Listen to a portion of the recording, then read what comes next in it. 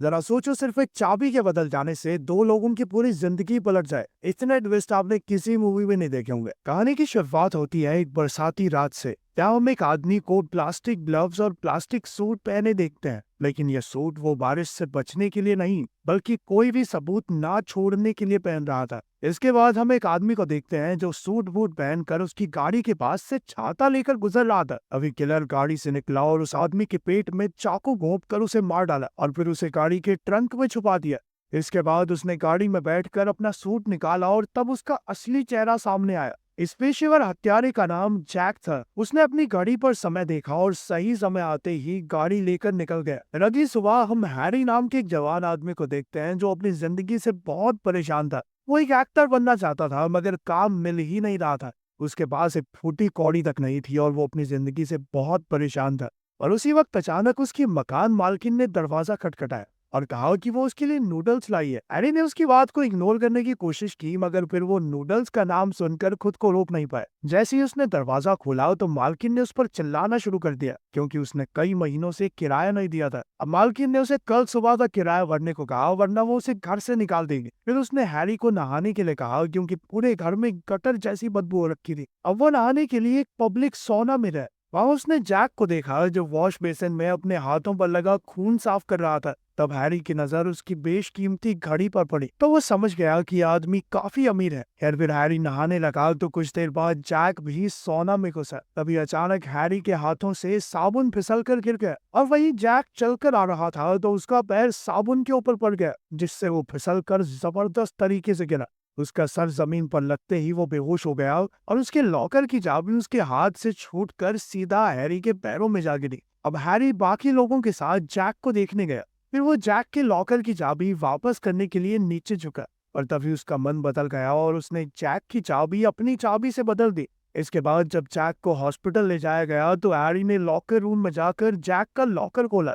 उसमें देखते ही हैरी की आंखें चमक उठी और वो जैक का महंगा सूट बूट पहनकर बाहर आ गया। इसके बाद वो सीधा अपनी मालकिन के पास गया और उसके सारे पैसे चुका दिए। इसके बाद उसने बाकी सभी लोगों को पैसे वापस दिए जिनसे उसने उधार लिया था। आखिरकार वो जैक की बेशकीमती गाड़ी में आकर बैठा और सोचने लगा कि शायद ये सब सपना है और जल्द ही उसकी आंख खुल जाएंगी। अब उसने हॉस्पिटल जाकर जैक को उसका सब कुछ लौटाने का फैसला किया। लेकिन जैसे ही वो हॉस्पिटल पहुंचा तो उसने देखा कि जैक उसका नाम ले रहा था।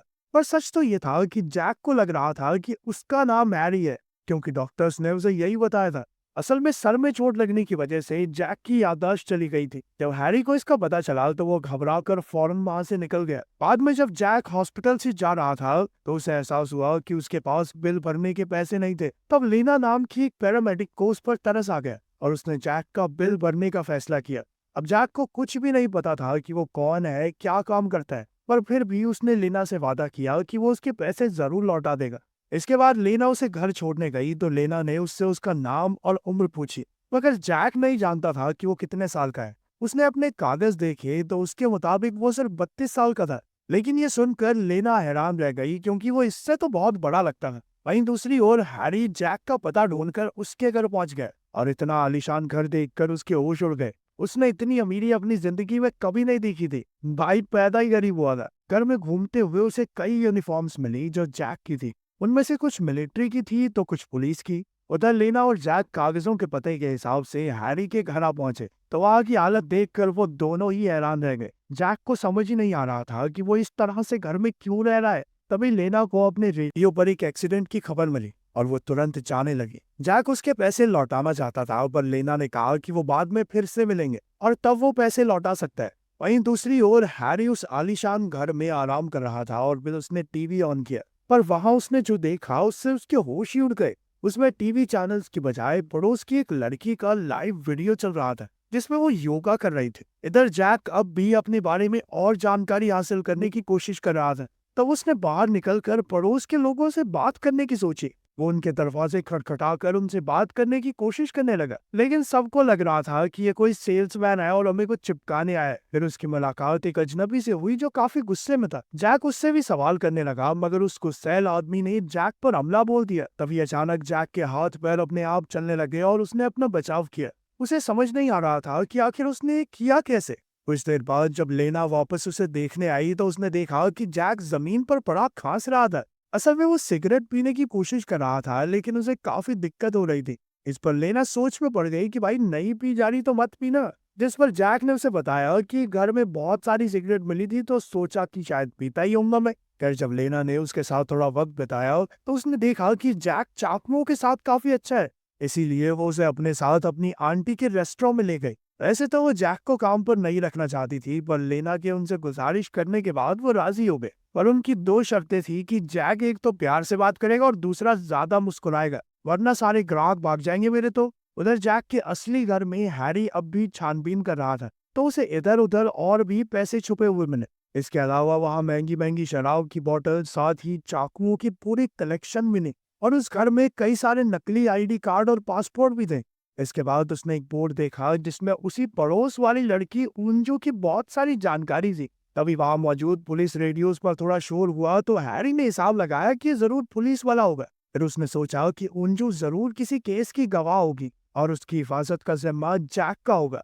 अब हैरी ने उंजू का घर ढूंढने की कोशिश की और वो बिल्डिंग में कई सारे लोगों से मिला, पर उंजू से उसकी मुलाकात नहीं हुई। थक हार कर वो अपने घर लौटा, तो उसने टीवी ऑन किया, जहाँ उसने देखा कि उंजू किसी चीज की प्रैक्टिस कर रही थी। उसने अपने सर पर चोट लगने के बाद नीचे गिरने का नाटक किया। फिर वो बार बार इसी की प्रैक्टिस कर रही थी, तो हैरी को एहसास हुआ कि ये शोर ऊपर वाले कमरे से आ रहा है, तो शायद उंजू वहीं रहती होगी। कुछ देर बाद हैरी ने उसके घर के बाहर जाकर दरवाजा खटखटाया। जब उंजू ने दरवाजा खोला, तो हैरी ने बताया कि वो उसका नया पड़ोसी है। और फिर उसने धक्के से उंजू से दोस्ती करने की कोशिश की, मगर उंजू को उसमें कोई दिलचस्पी नहीं थी और उसने जल्द ही दरवाजा बंद कर दिया। इसी दौरान हम देखते हैं कि जैक रेस्टोरेंट में मन लगाकर काम कर रहा था, और चाकू चलाने वाले अपने टैलेंट की मदद से वो काफी अच्छा शेफ बन चुका था। बल्कि उसकी बनाई हुई नई नई डिशेस की वजह से रेस्टोरेंट में भीड़ लगने लगी। फिर कुछ दिन बाद लेना जैक के साथ उसके घर आए और उसने बताया कि उसे 25 तारीख को पहली तनख्वाह मिलेगी। तब जैक ने दीवार पर लगा कैलेंडर देखा,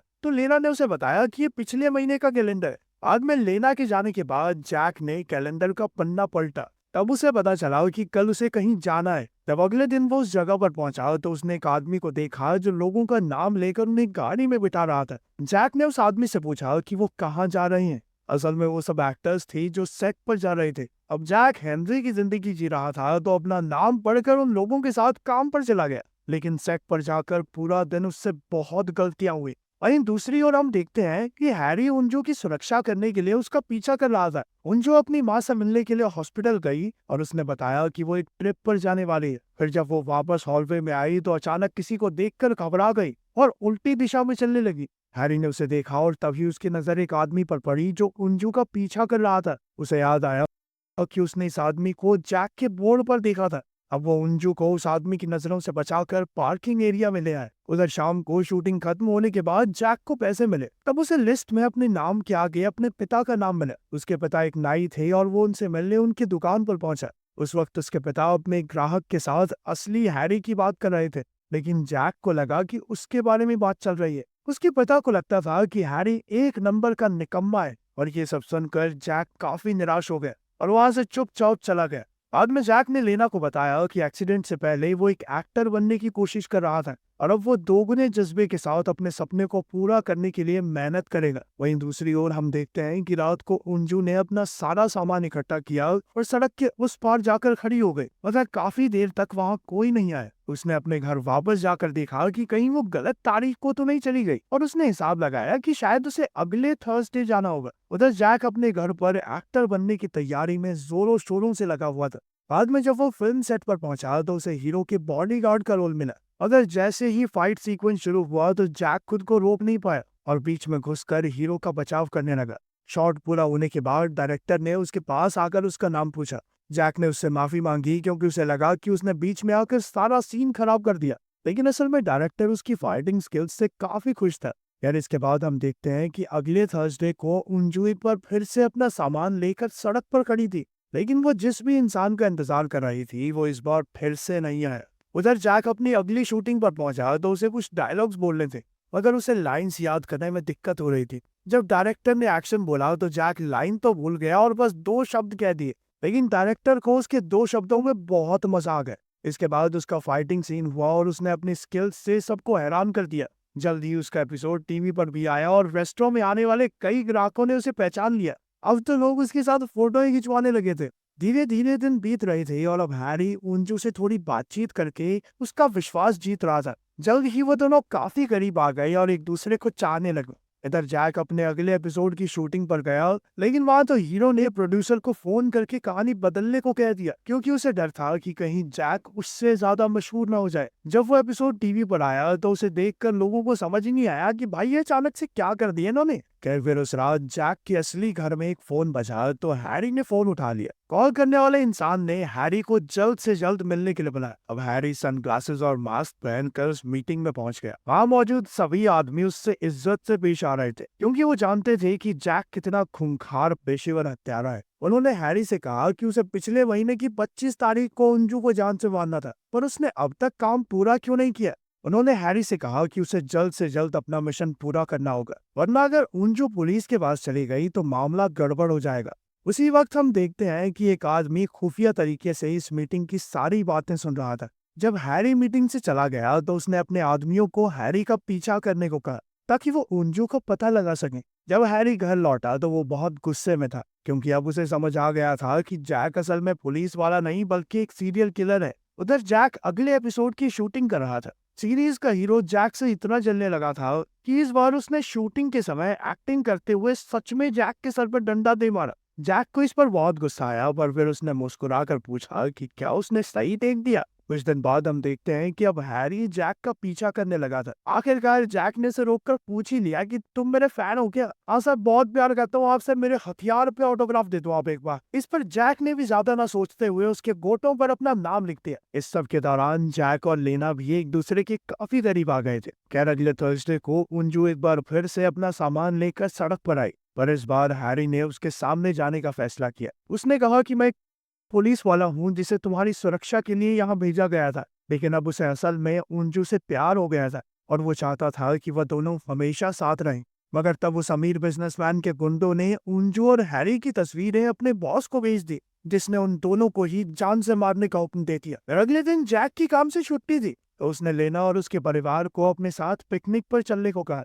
उन सब ने एक साथ बहुत मस्ती की और जैक ने आसमान की ओर देखकर कहा कि अब उसे ये जिंदगी पसंद आने लगी है। मगर फिर रात को जब वो घर वापस लौट रहे थे तो तेज बारिश होने लगी और रेडियो पर एक गाना बजा, जिससे धीरे धीरे जैक को अपनी पिछली जिंदगी के बारे में सब कुछ याद आने लगा। उसे एक्सीडेंट से पहले के दिनों की झलक दिखाई देने लगी और उसे याद आया कि वो एक पेशेवर हत्यारा है। अब जैक सीधा अंजू से मिलने पहुंचा, पर हैरी को लगा कि वो उसे मारने आया है। उसने जैक को रोकने की कोशिश की, मगर वो जैक के सामने टिक नहीं पाया।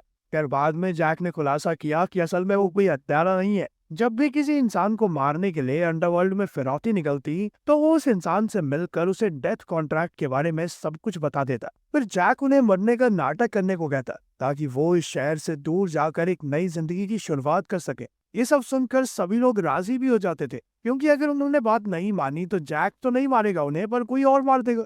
इस तरह जैक किसी की भी जान लिए बिना दोनों तरफ के लोगों को खुश कर देता था। फिर जैक ने बताया कि किसी ने उसे अंजू को मारने का मिशन दिया था, क्योंकि उसके पास एक ऐसी खुफिया फ्लैश ड्राइव है जिसके बाहर आते ही एक अमीर बिजनेसमैन का धंधा चौपट हो सकता है। अब जैक ने अंजू को समझाया कि उसे देश छोड़कर जाना होगा, वरना वो लोग उसे जान से मार डालेंगे। अगर अंजू ने कहा कि वो हैरी को अकेला छोड़कर नहीं जा सकती, क्योंकि अब उसकी भी जान खतरे में है। अगर हैरी ने हताश होकर कहा कि मैं तो वैसे ही जिंदगी से परेशान हूँ, तुम चली जाओ, कोई बात नहीं, मेरी चिंता मत करो। अगर जैक के दिमाग में एक प्लान चल रहा था जिसमें उन तीनों को इकट्ठे मरने का नाटक करना होगा और फिर वो सभी अपनी अपनी जिंदगी की नई शुरुआत कर सकेंगे। लेकिन इस प्लान को कामयाब करने के लिए उन्हें जबरदस्त परफॉर्मेंस देनी होगी, वरना अगर किसी को भनक लग गई कि वो जिंदा है तो बाकी किलर्स उनका खात्मा कर देंगे। अंत में जैक लेना से आखिरी बार मिलने गया और उसे बताया कि उसकी याददाश्त वापस आ चुकी है और अब वो सब कुछ छोड़कर वापस जा रहा है। जैक ने कहा कि मैं वो आदमी नहीं हूँ जिसे तुम जानती हो,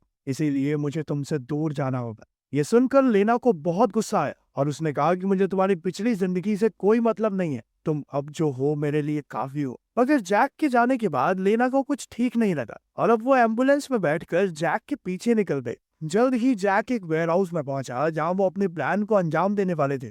हैरी अंजू के साथ वहां आया। इधर बिजनेसमैन और उसके चेले उस पर नजर रखे हुए थे।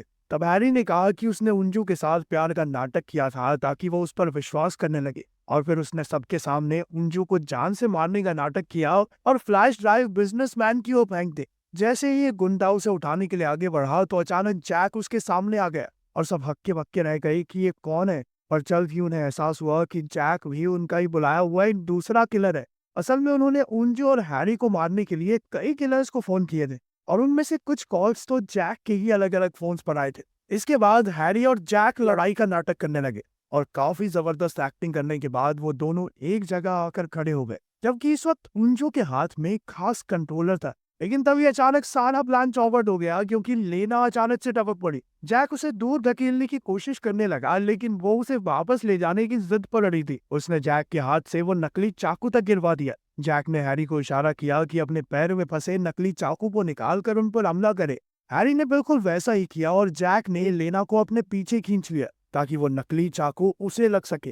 फिर उसने उंजो की तरफ इशारा किया जिसके एक बटन दबाते ही एक बहुत बड़ा कंटेनर उनके ऊपर आ गिरा। गुंडे कंटेनर के पास ये चेक करने आने लगे कि वो मरे या नहीं, और वहीं जैक लेना को जैसे तैसे चुप करवाने की कोशिश कर रहा था।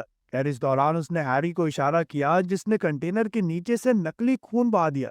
गुंडे उनके इस जाल में फंस गए और उन्हें लगा कि सब के सब मारे गए। खैर सभी गुंडों के जाने के बाद जैक और बाकी लोग कंटेनर से बाहर निकले।